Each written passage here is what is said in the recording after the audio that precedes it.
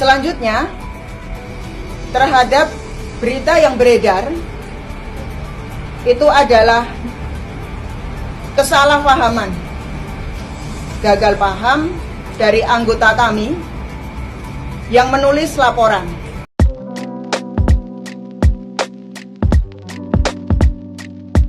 Assalamualaikum, selamat datang kembali di channel ini. Balik lagi dengan saya Luis Prasetyo. Kita akan bahas kembali soal isu yang kemarin sempat viral tentang oke.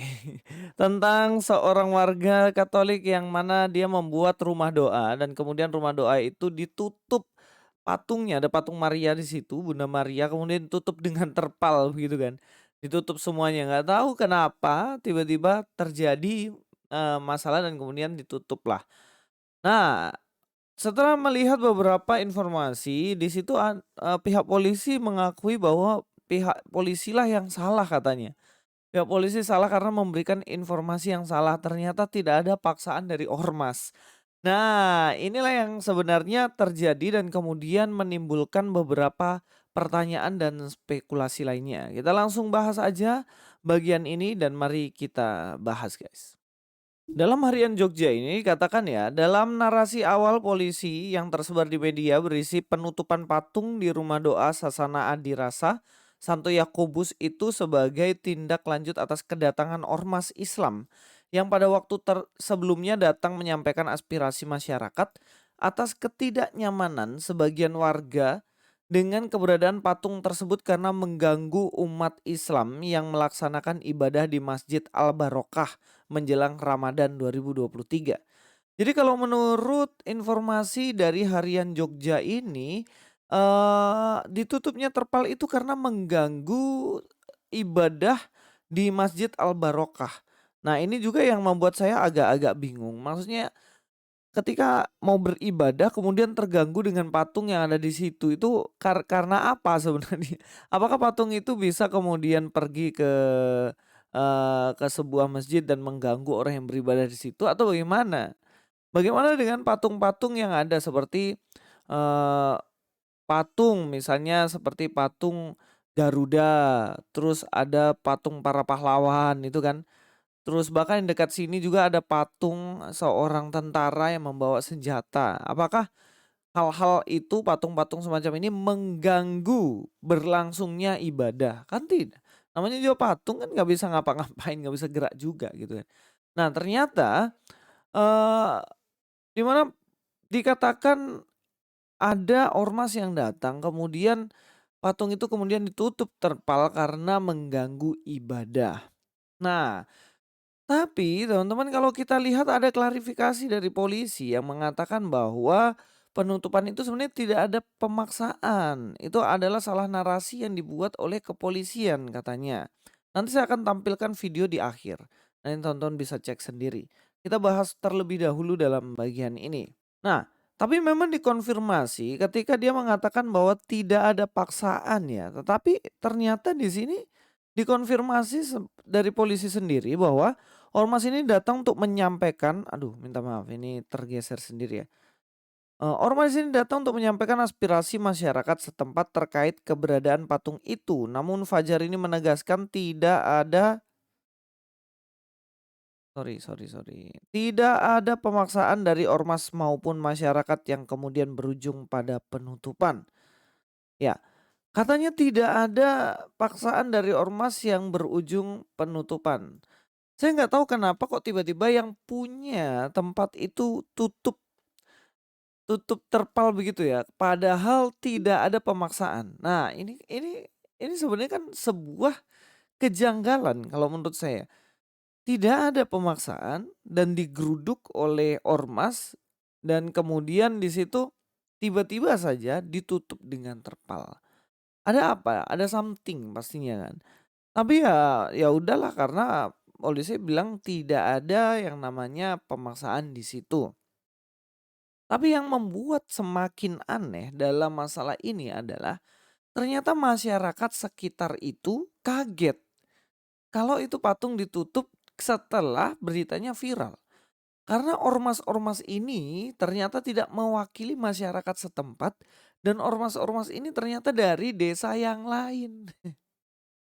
Ya, kita lihat aja beritanya. Kita lihat dalam bagian ini. Jadi ini rumah doa itu berada di Dusun Degolan, Kalaurahan Bumirejo, dan dikatakan jadi memang awalnya rumah doa ini didirikan sebagai tempat singgah jika sewaktu-waktu keluarga Pak Sugiarto pulang ke sini. Misalnya habis nyekar atau ngapain terus bisa berdoa di situ. Makanya namain rumah doa. Nah, tapi di Desember 2022 itu terjadi polemik dan kemudian di tengah polemik ini di Maret ya 2023, berarti ya bulan Maret ini ya. Di tengah polemik ini muncul ormas dari luar Dusun Degolan ya. Perhatikan ya. Luar Dusun Degolan yang berniat membantu mencarikan solusi. Ormas ini kemudian menjadi jembatan aspirasi warga dengan pemilik rumah doa serta aparatur pemerintah. Jadi menurut Purwoko, ormas ini berjumlah 15 hingga 20 orang. Mereka pernah 2 kali mendatangi Dusun Degolan untuk menjadi penyalur aspirasi warga. Nah, jadi ormas ini di luar desa dan kemudian mereka menjadi aspirasi, menjadi semacam pendamai aspirasi dari warga. Ya oke lah kalau memang ternyata warga di situ tidak terima dengan adanya itu dan dijembatani dengan ormas ini. Tapi berita ini berlanjut, kemudian warga sekitar tuh kaget ternyata. Nah, coba kita lihat ya. Kita lihat kemudian di dalam bagian selanjutnya. Tapi saya tidak ada di lokasi waktu penutupan, taunya malah setelah ada penutupan itu, ujar Purwoko. Terlepas dari hal itu, Purwoko menyebut bahwa antara warga dengan pihak Sugiarto selaku pemilik rumah doa tidak ada masalah sama sekali. Bahkan ayah dari Sugiarto dulunya pernah menjadi dukuh dogelan yang memiliki track record yang baik, ya kan. Dari dulu aman-aman saja kok. Bapaknya Pak Sugiarto itu dulu juga dukuh sini, malah dikenal baik banget meski berbeda agama dengan kita-kita. Jadi ya nggak ada masalah sebenarnya katanya. Makanya setelah kemarin viral kabar penutupan itu, kami dari warga sudah langsung merapatkan barisan bahwa tidak boleh ada intoleransi di sini, tegasnya. Jadi teman-teman, dari sini kita sampai pada kesimpulan bahwa warga sekitar sebenarnya tidak ada masalah sama sekali dengan itu. Hubungan dengan Pak Sugiarto baik dan mereka malah kaget ketika mendengar berita, ketika beritanya sudah viral.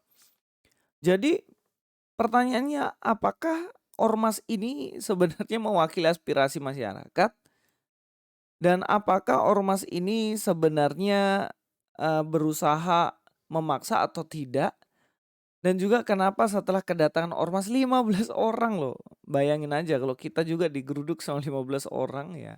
Panik juga, panik nggak? Panik nggak? Ya panik lah, masa enggak kan. Nah, kemudian ditutuplah dengan terpal, ya kan?